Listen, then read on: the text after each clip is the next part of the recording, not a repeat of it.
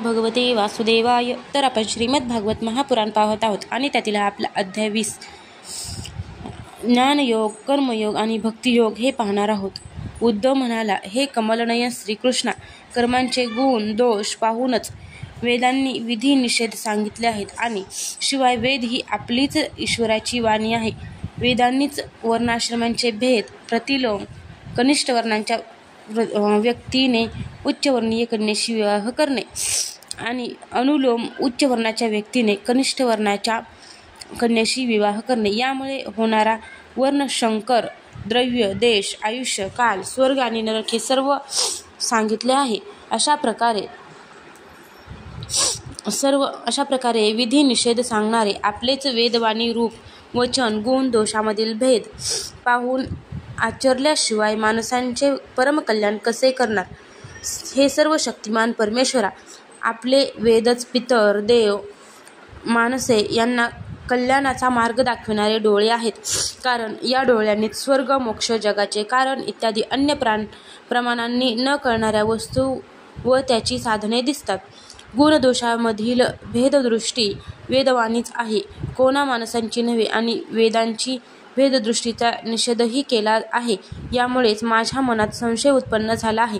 भगवान श्रीकृष्ण म्हणाले, मीच मनुष्यमात्रांच्या कल्याणासाठी ज्ञान, कर्म आणि भक्ती या 3 योगांचा उपदेश केला आहे. या व्यतिरिक्त दुसरा कोणताही उपाय कोठेही नाही. ज्यांनी कर्मे आणि त्याची फळे यापासून विरक्त होऊन त्याचा त्याग केला आहे ते या ज्ञानयोगाचे अधिकारी होत. याउलट ज्यांच्या चित्तामध्ये वैराग्य उत्पन्न झालेले नसते, उलट त्याची कामना असते, त्यांच्यासाठी कर्मयोग सांगितला आहे. पण जो मनुष्य अत्यंत विरक्तही नाही आणि अतिशय आसक्तही नाही, तसेच ज्याला पूर्व पुण्याईमुळे माझ्या कथा इत्यादींमध्ये श्रद्धा उत्पन्न झालेली असते, त्याला भक्तियोगाने सिद्धी प्राप्त होते. जोपर्यंत वैराग्य निर्माण होत नाही किंवा जोपर्यंत माझ्या कथांचे श्रवण, कीर्तन इत्यादी विषयी श्रद्धा उत्पन्न होत नाही, तोपर्यंत कर्मे करावीत. उद्धवा, आपापल्या वर्णाश्रम धर्मानुसार फळांची आशा न करता यज्ञादी सत्कर्मे केली आणि निषिद्ध कर्मे केली नाहीत तर त्याला स्वर्ग नरकात जावे लागत नाही. आपल्या धर्माच्या ठिकाणी निष्ठा ठेवणारा या देहात राहूनच निषिद्ध कर्मे न करण्याने पवित्र होतो. त्याला विशुद्ध ज्ञान प्राप्त होते आणि त्याचे भाग्य असल्यास त्याला माझी भक्ती प्राप्त होते. स्वर्गातील देव आणि नरकातील लोकसुद्धा या मनुष्य देहाची इच्छा करतात, कारण हे शरीरच ज्ञान किंवा भक्ती यांचे साधन आहे. स्वर्गीय किंवा नरकीय शरीरे फक्त भोग साधने आहेत. विचारवंतांचे स्वर्ग, नरक किंवा हा देह यापैकी कशाचीही कामना करू नये, कारण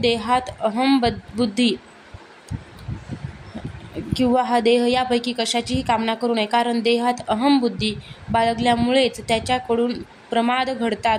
या शरीरात मरण असूनही ते परमात्मरूप प्राप्ती करून देणारे आहे, असा विचार करून माणसाने सावधपणे मृत्यू येण्यापूर्वीच पुनर्जन्म टाळण्याचा प्रयत्न करावा.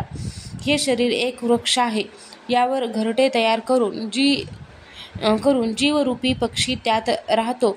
पक्षी जसा तुटणारे झाड सोडून सुरक्षित जागी उडून जातो, त्याप्रमाणे या शरीर वृक्षाला सुद्धा यमासारखे निर्दय पुरुष रात्रंदिवस तोडतच असलेले पाहून व त्यामुळे आपले आयुष्य क्षीण होत असलेले पाहून विषय लंपट नसलेला जीव भयकंपित होऊन शरीराची आसक्ती सोडून देतो व परमात्म तत्व जाणून घेऊन शांत होतो. सर्व फळांची प्राप्ती करून देणारे पण मिळण्यास अत्यंत कठीण असे मानव शरीर ही एक सदृढ नाव आहे. गुरूंना तिचे कर्णधार करून आणि मलाच अनुकूल वायू करून जो मनुष्य या संसार सागरातून पार होत नाही, तो आत्मघातकीच होय. कर्मामध्ये दोष पाहून त्याचा उबग आल्यामुळे विरक्त झालेल्या योग्याने इंद्रियावर ताबा मिळवून अभ्यासाने आपले मन स्थिर करावे. स्थिर करताना जर मन चंचल होऊन इकडे तिकडे भटकू लागले तर ताबडतोब आळस न करता त्याची समजूत घालून ते आपल्या ताब्यात आणावे. इंद्रिय आणि प्राण याच्यावर विजय मिळवून मनाच्या हालचालींकडे दुर्लक्ष करू नये. नंतर सत्वसंपन्न बुद्धीने मनाला आपल्या ताब्यात घ्यावे. घोडेस्वार जसा प्रथम घोड्याच्या कलाने घेऊन नंतर त्याला आपल्या इच्छेप्रमाणे चालवतो, त्याचप्रमाणे मनाचे भाव जाणून घेऊन मनाला आपल्या ताब्यात ठेवणे हाच खरा योग होय. सांख्यशास्त्रामध्ये प्रकृतीपासून शरीरापर्यंत पदार्थांच्या उत्पत्तीचा जो क्रम सांगितला आहे आणि ज्या क्रमाने त्याचा प्रकृतीमध्ये लय सांगितला आहे, त्याचे मन स्थिर होईपर्यंत सतत चिंतन करावे. जो मनुष्य विषयांचा उबग आल्याने संसारातून विरक्त झाला आहे आणि जो गुरूंचा उपदेश चांगल्या प्रकारे जाणून घेऊन आत्मस्वरूपाच्याच चिंतनात मग्न राहतो, त्याचे मन चंचलता सोडून देते. यम इत्यादी योग मार्गांनी विद्येने किंवा माझ्या भक्तीने मन चिंतनास योग्य अशा परमात्म्यांचे चिंतन करू लागते. याखेरीज दुसरा कोणताही उपाय नाही. जर एखादे वेळेस योग्याकडून एखादा प्रमाद घडलाच तर त्याने ते पाप योग साधनेनेच जाळून टाकावे. यासाठी त्याला दुसऱ्या प्रायश्चित्ताची आवश्यकता नाही. स्वधर्माचे निष्ठेने आचरण करणे हाच गुण आहे. स्वभावातच अशुद्ध असणाऱ्या कर्मांच्या आसक्तीचा त्याग करण्यासाठीच त्यांच्यातील गुणदोष दाखवून त्याचे नियमन केले आहे. माझ्या कथांमध्ये ज्याला श्रद्धा आणि ज्याला सर्व कर्मांविषयी वैराग्य उत्पन्न झाले आहे, तसेच ज्याला सर्व विषयी दुःखरूप आहेत हेही माहीत आहे, पण तो ते सोडू शकत नसला तरी त्याने दृढ निश्चयाने, श्रद्धेने आणि प्रेमाने माझे भजन करावेच. मात्र विषय सेवन करताना परिणामी ते दुःख देणारे आहेत असे मानून त्यांच्यात दोषच पाहावेत. अशा प्रकारे मी सांगितलेल्या भक्तियोगाने निरंतर माझे भजन करण्यामुळे मी त्या साधकांच्या हृदयात येऊन बसतो. त्यामुळे त्याच्या हृदयातील सर्व वासना नष्ट होतात. अशा तऱ्हेने जेव्हा त्याला माझ्या सर्वात्म्याचा साक्षात्कार होतो, तेव्हा त्याच्या हृदयातील अज्ञान दूर होते, त्याचे सर्व संशय छिन्नविछिन्न होतात आणि कर्मवासना सर्वथैव क्षीण होऊन जातात. अशा माझ्या भक्तीने युक्त असलेला जो योगी माझ्याच चिंतनात मग्न राहतो, त्याला ज्ञान किंवा वैराग्य नसले तरी इहलोकी त्याचे कल्याण निश्चितपणे होते. कर्म, तपश्चर्या, ज्ञान, वैराग्य, योगाभ्यास अशा माझ्या भक्तीने योग्य असलेला जो माझ्याच चिंतनात मग्न राहतो, त्याला ज्ञान किंवा वैराग्य नसले तरी इहलोकी त्याचे कल्याण निश्चितपणे होते. कर्म, तपश्चर्या, ज्ञान, वैराग्य, योगाभ्यास, दान, धर्म आणि अन्य कल्याण साधनांनी जे प्राप्त होऊ शकते ते सर्व माझ्या भक्तियोगाने स्वर्ग, मोक्ष किंवा माझे वैकुंठधाम यांपैकी ज्याची इच्छा करतो ते सहजासहजी मिळवितो. माझे अनन्य प्रेमी धीर साधू भक्त स्वतः तर कशाचीच इच्छा करीत नाहीत, किंबहुना मी त्यांना कैवल्य किंवा पुनर्जन्मांचा अभाव जरी देऊ केला तरी तो सुद्धा ते घेऊ इच्छित नाहीत.